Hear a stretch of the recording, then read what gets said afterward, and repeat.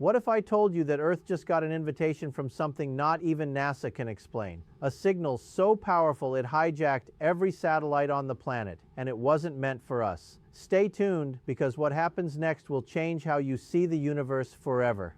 At 3:47 in the morning, the quiet hum of our planet's night sky was shattered by an energy pulse of impossible magnitude. Around the world, radio telescopes began picking up something no one had ever heard before. A transmission so powerful it drowned out the cosmic background itself, overriding the natural static of the stars.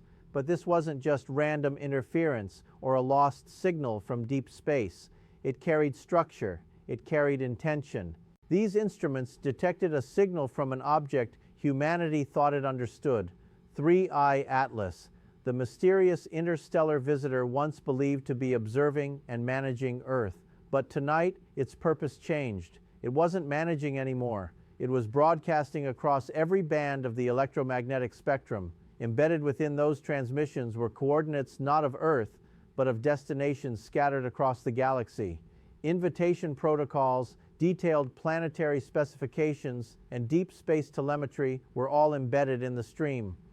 Every bit of data pointed to one chilling conclusion. 3I Atlas was calling something or someone out there, and the scale of its energy output defied everything our science could explain. The signal strength dwarfed the most powerful transmitters ever built by human hands. It was as if the entire planet had been turned into a relay beacon, sending a message across the stars.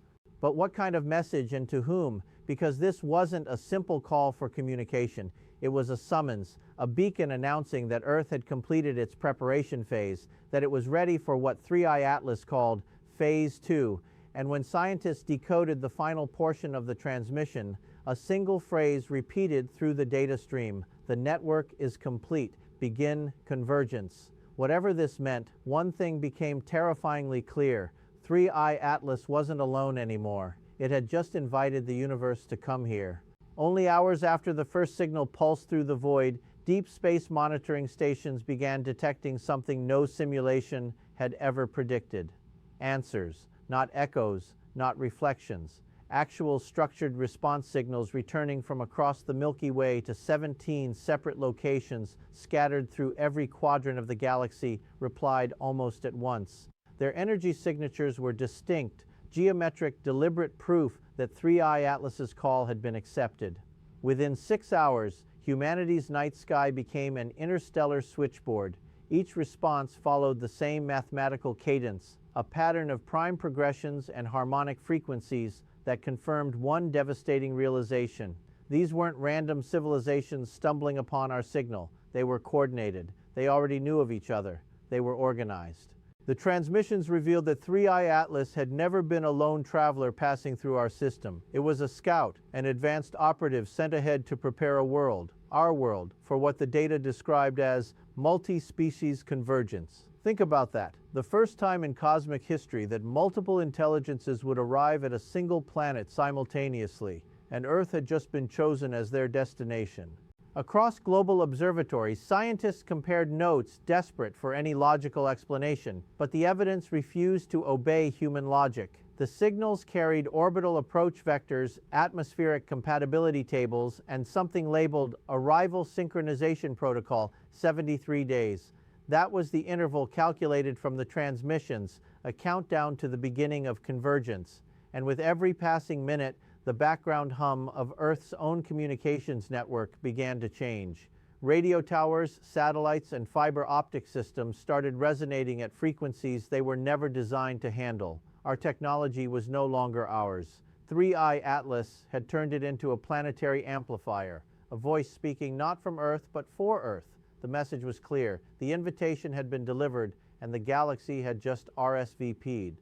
The realization had sunk in. Humanity's communication grid, once the symbol of global connection, was no longer under human control. Every satellite, every radio tower, every digital network had become a node in something far larger. 3I Atlas had reprogrammed our planet itself into a broadcasting engine. But what exactly was being sent? The decoded packets revealed 3 distinct transmissions, each more disturbing than the last. The first contained planetary resource inventories, a precise ledger of Earth's mineral deposits, energy reserves, and atmospheric stability indexes. It was a galactic catalog entry advertising our world's physical assets to whoever was listening. The second was a biological survey, a complete map of human population genetic diversity, and something labeled compliance potential. Entire nations reduced to statistical readouts as if humanity had already been assessed for management. And the third, technological infrastructure reports, detailed overviews showing which human systems had been successfully converted to cosmic management protocols. The data even listed dates, regions, and system efficiency scores. Every line of code carried the same eerie assurance: planetary optimization, 98% complete. Then came the final upload and attachment that shattered every illusion of safety. It wasn't data this time, it was a schedule, arrival coordination dates, orbital approach vectors, and surface landing zones mapped precisely across every continent. Each zone was tagged with a sigil representing a different incoming civilization. We weren't being contacted anymore. We were being divided, allocated, prepared. The realization spread quickly through the scientific community. This wasn't an invasion. It was occupation executed with mathematical precision and terrifying calm. And above all the noise, one phrase repeated through the data stream like a heartbeat: Earth-designated operational base. The signal was no longer asking for permission. It was confirming completion. Within 24 hours, every government on Earth had entered silent emergency protocol. Communications between world capitals went dark, replaced by encrypted transmissions marked with a single term: transition management. Behind closed doors, leaders were forced to confront what their scientists already knew. There would be no defense, no negotiation, no delay. 3I Atlas's network was beyond human reach. Every attempt to isolate, jam, or destroy the broadcasting frequencies failed. The moment one tower was shut down, 10 more activated through unknown subspace relays. And then came the undeniable proof. The sky itself changed.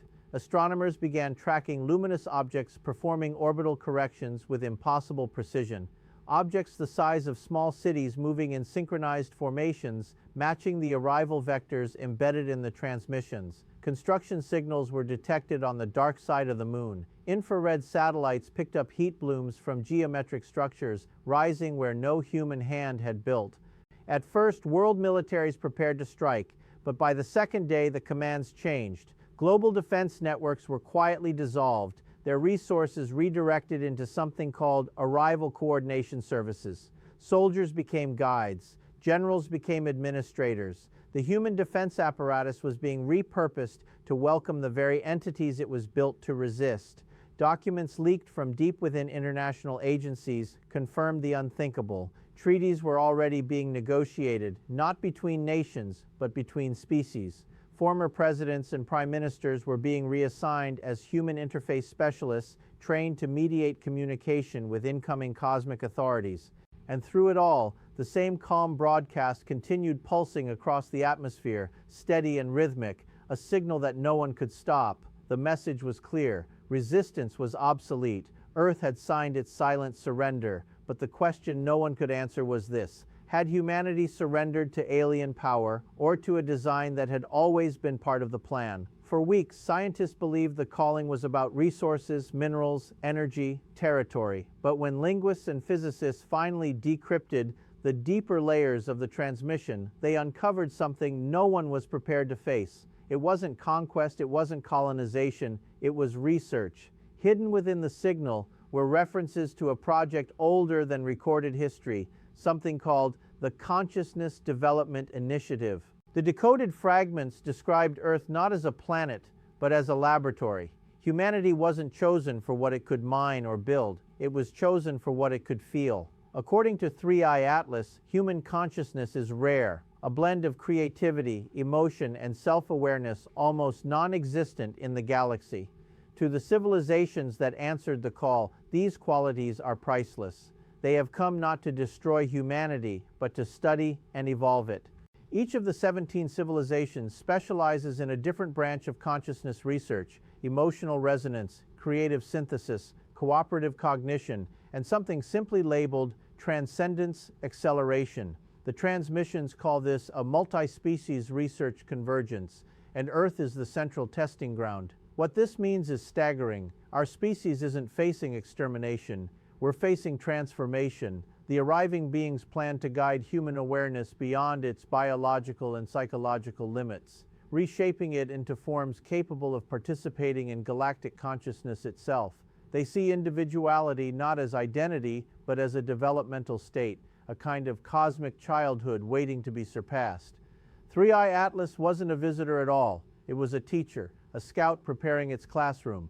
But in every evolutionary leap, there's a cost. What happens to humanity when its consciousness is no longer human? The final message from the decoded layer carried no threat, no warning, only an invitation repeated endlessly through the signal's pulse. Transcend, evolve, become. 73 days. That was the timeline encoded in the final broadcast. Not for invasion, not for domination, but for transition. Every hour since the call, subtle changes have begun to ripple through the planet. Magnetic fields fluctuating in rhythmic pulses, oceanic plankton emitting synchronized light patterns, even human brainwave activity showing resonance spikes matching the transmission frequencies. 3i Atlas's influence is no longer confined to the sky, it's inside the atmosphere, the biosphere, and the mind.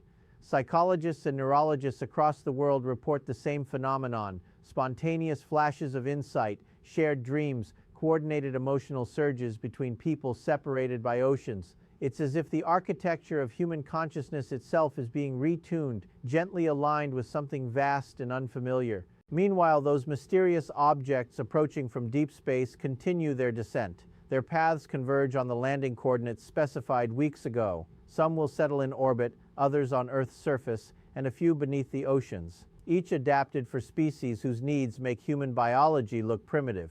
But here's the revelation that changes everything. The transmissions describe humanity not as a subject, but as a participant. The calling is a recruitment, not a conquest. We're being invited to join the largest consciousness research project in cosmic history. The first arrivals are scheduled for January 19, 2026, the official beginning of what the signal calls Phase 1 integration. By February 15th, the construction of planetary coordination facilities begins, transforming Earth into the central hub of interstellar consciousness exchange. And on July 4th, full synchronization, humanity's independence redefined.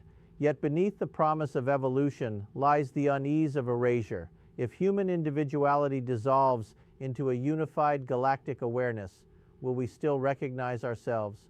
The countdown has already started. The transmissions continue to pulse, steady and patient. 3i Atlas has completed its task. The classroom is ready. Now, the universe is coming to teach us what it means to be more than human. And the countdown is almost over. 73 days have dwindled to mere hours, and the night sky hums with a rhythm that no one can explain. Across continents, instruments are failing, not from overload, but from synchronization. The signal from 3i Atlas has merged with Earth itself. Every frequency, every digital pulse, every neural oscillation now beats in perfect unison with the incoming wave. Astronomers no longer speak of stars as distant lights. They speak of approach vectors. Dozens of luminous objects, each one a vessel, a city, or something beyond comprehension, are now visible to the naked eye. They're not coming toward us anymore. They're aligning, holding position as if waiting for permission to begin. And at the heart of that silence, a new signal emerges, not from space, but from within human consciousness itself. People around the world report hearing the same whisper, not in their ears, but in their thoughts. We are here. You are ready. Governments have stopped issuing updates. Militaries have gone silent. The entire species is listening, suspended between fear and awe. In the final decoded layer of the transmission, scientists discover a phrase that reframes everything we thought we knew about the calling. It reads, "Evolution is not conquest, it is remembrance." The arriving civilizations aren't introducing something foreign. They're activating something ancient, something buried within the structure of human awareness since the dawn of time. The message suggests humanity was never isolated at all, only asleep, waiting for a frequency strong enough to wake it. As the first cosmic lights breach the atmosphere, the world feels it not in the ground, but in the mind. Time slows, space folds. Every thought, every heartbeat, every memory connects. Humanity becomes a single consciousness stretching across the planet, reaching upward to meet the beings descending from the stars. And in that moment, the words of 3I Atlas echo one last time across every transmitter, every neural frequency, every soul. Welcome to Phase 2. The universe is now within you. As the final echoes of that transmission settled into the very bedrock of our planet, the reality of our new existence began to take hold. It wasn't just a signal anymore, it was an atmosphere. People everywhere, from the densest urban centers to the most remote mountain villages, felt a shift in the very air they breathed. The silence that followed the initial announcement of Phase 2 wasn't empty. It was heavy, expectant, and charged with a static charge that made the hair on your arm stand up. It was as if the Earth itself had held its breath for millennia and was finally slowly exhaling. Scientists, many of whom had spent their lives debunking the supernatural, found themselves staring at data that simply didn't belong in a textbook. They watched as the laws of classical physics seemed to bend just slightly to accommodate the arrival of the 17 civilizations. The objects that settled in our oceans didn't just sink, they integrated. Deep-sea sensors reported that the water temperature around these massive structures stabilized at a precise, unwavering level, creating artificial currents that began to heal the dying coral reefs nearby. It was a secondary effect, a byproduct of their sheer presence, but it sent a clear message. Their technology didn't fight nature, it harmonized with it. Meanwhile, the city-sized vessels in our orbit began to act as a secondary atmosphere, filtering cosmic radiation and stabilizing the thinning ozone layer. It was a gift we hadn't asked for, a gesture of management that felt more like a planetary restoration project. But even as the environment flourished, the human psyche remained on a knife edge. We were being saved, yes, but we were also being changed. The question of identity became the central theme of every conversation. If our thoughts are no longer private, if a shared dream can connect a child in Tokyo with a farmer in Brazil, what happens to the I? Psychologists began documenting a new type of cognitive state they called resonance synchrony. It wasn't that people were losing their memories or their personalities, but rather that they were gaining access to a secondary layer of awareness. You could feel the collective anxiety of a nearby city like a distant storm, or the shared joy of a global celebration like a warm sunrise. It was overwhelming at first, a flood of emotion that threatened to drown out the individual. But slowly, a new kind of mental discipline began to emerge. We were learning to navigate the we without losing the me. The construction on the dark side of the moon moved into its final stage. The heat blooms detected by our satellites revealed structures that looked less like buildings and more like giant crystalline antennas. These weren't just habitats. They were the focal points for the Transcendence Acceleration Project. According to the latest decoded fragments, these lunar arrays are designed to act as a bridge, a way to link human consciousness with the wider galactic network. They are the gateways through which our awareness will eventually travel, leaving the physical constraints of Earth behind to explore the far reaches of the galaxy without ever leaving home. It's a concept that challenges everything we thought we knew about travel and exploration. And as we approach the next major milestone in the Phase 1 integration schedule, the anticipation is reaching a fever pitch. The human interface specialists, those former leaders now serving as mediators, have begun their first face-to-face meetings with the representatives of the 17.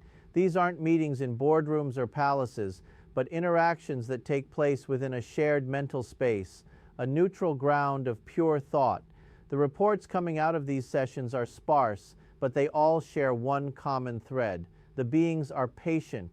They aren't in a hurry to take over. They are waiting for us to catch up. They are waiting for the remembrance to be complete.